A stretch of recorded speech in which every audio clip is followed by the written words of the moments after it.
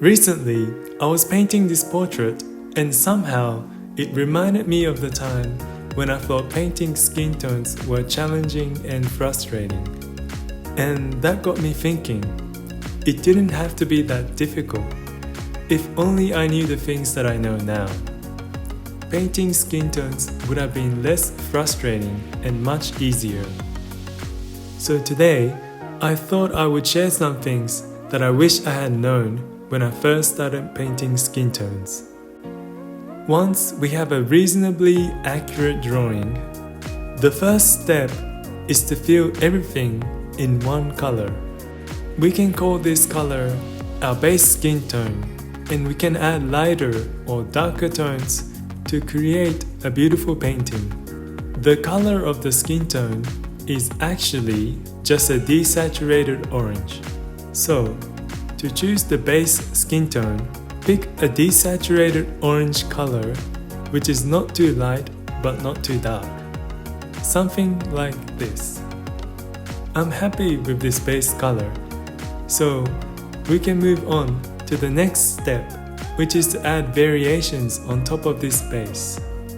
At this stage, many of us will be tempted to just zoom in and focus on one part, such as the eye, and paint in all the details that we see. However, let's keep the fun stuff for later and focus on the big picture first. To focus on the big picture, we compare the reference and the painting from a distance and paint the first difference in color that we see. When painting different skin tones, make sure to use a brush with some texture. For this painting, I'm using my favorite brush for skin tone. Choosing the colors of the skin tones are easy. First, we start from the base color that we have already chosen, and then pick a color that is along the diagonal. I call this the diagonal technique. Of course, this is just a guide, and sometimes we would have to pick colors that are slightly off from this diagonal. But you'll be surprised how effective and efficient this technique is. At this stage, I love to have a lot of textures on my paintings, as the next stage will be reducing the texture with blending. We blend the colors to create a variety of edge quality and to balance out the texture. Because we are aiming for a natural looking skin tone, we don't want it to be too smooth and artificial, but we also don't want it to be too rough either. We only need to know one principle when we are blending. The shadows are softer than the lights. This means that we blend more in the shadows and avoid blending in the lightest lights. This difference in texture and edge quality creates a convincing illusion of three-dimensional form and makes the painting pop out as if it was a sculpture.